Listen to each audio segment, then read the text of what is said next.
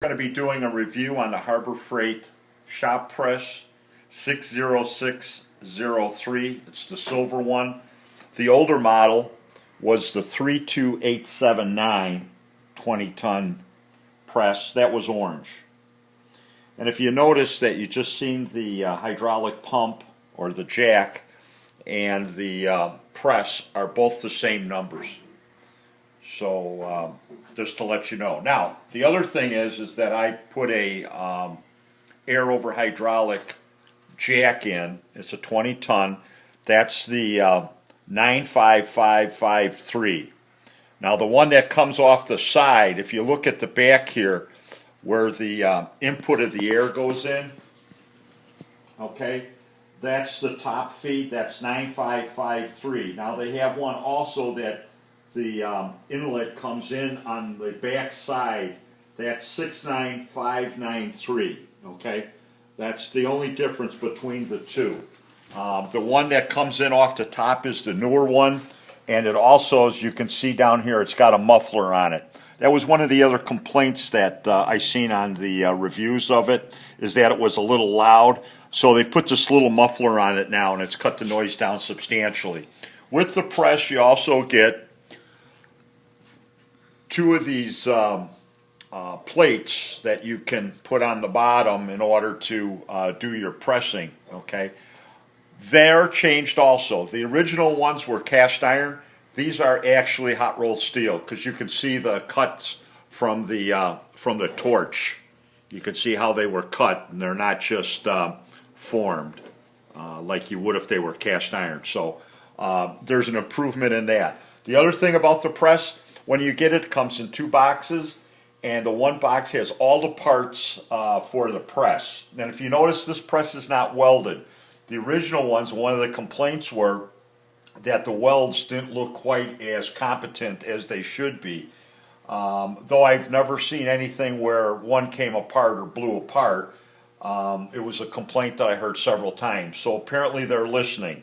They also changed the color. They went from the orange when they had the welded ends, and they went to the silver color. I think this is a lot nicer the way they put this together. So they did listen, and apparently they are listening to some of the reviews, because they changed the color. They got rid of those welds that they had on this top brace. It came in one big package. I'm sure they went down and reduced it to the two separate packages for shipping ease. But I think it's a better press. The other thing that I've added onto the press is I put this little shelf in. The shelf is made out of two 2x4s. They're 26 inches long, and then two 4 and 1/8 inch that are cross members to the 2x4s, made out of 2x4 material also. Piece of 1/2 inch plywood, and why I made it is a little bit larger than the box, so that I could come up with screws to put in the ledge that I have here. You know, it's a little fence or ledge that goes around, and then that holds them on there. So they're just screwed from the bottom here. Couple screws down to hold it. You can pile all kinds of crap on it.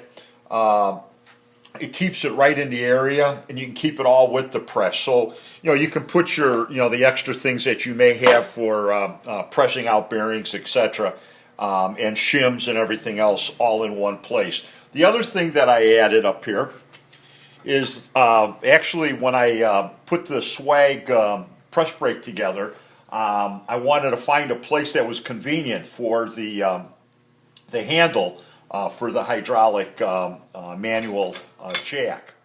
What I did is, after I put the press brake together, the first two parts I made were these little parts where that just goes up on top there. If you notice, it won't slide because it runs into the bolt here and the bolt back there, so it'll stay in one position. It's nice because if you're going to run the press, all you have to do is come up here, grab it, and you're ready to go. Put it up there, and it's out of your hands. So that's why I did that. I'm going to give you a quick review on the swag press brake. You weld this all together, and it's the way it comes. It works out real nice. I did add this 1-inch piece of hot rolled steel on the bottom here, and that seems to work real nice too because it's contiguous. It's not like using the plates on the top where you're going to have openings in that and you're going to have deflection. So that's changed that also. The other thing is it's kind of slow. If you're using the handle, if you notice, that's going down pretty slow. And if you were trying to place a piece or hold it down, it's real hard to do and then pump at the same time. So I just noticed that having the air is a little faster. Just give you a little demo of how the air works. It goes down pretty quick, and you just use your, again, very convenient having it up there, and then you could just take and bring your press down with your, or bring it back up with your handle. All in all, the press works very nice. I put casters on, as you can see. Now the casters also raise it about 3 inches.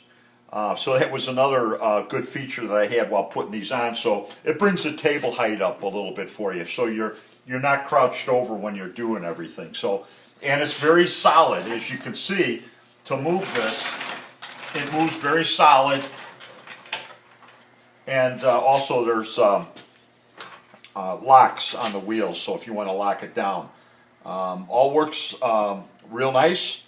The finish on it is decent. I think Harbor Freight has done a good job for $149. I think it's a good value to add to your shop. One of the other things that people were complaining about was the instructions weren't very complete. Well, let me tell you something. As simple as this is, if you can't get this out of the box and bolt it together without being told how to do it, how to put the 16 screws in throughout the whole unit, you better send it back, because I'll tell you, you're just too stupid to own one. That's about all I can tell you on it. It's a good press, worth the money. I would recommend it if you're looking for one. Thanks a lot.